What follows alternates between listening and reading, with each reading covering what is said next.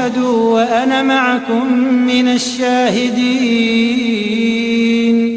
فمن تولى بعد ذلك فأولئك هم الفاسقون.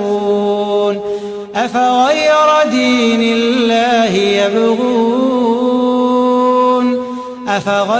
دين الله يبغون وله أسلم من في السماوات والأرض طوعا وكرها وإليه يرجعون.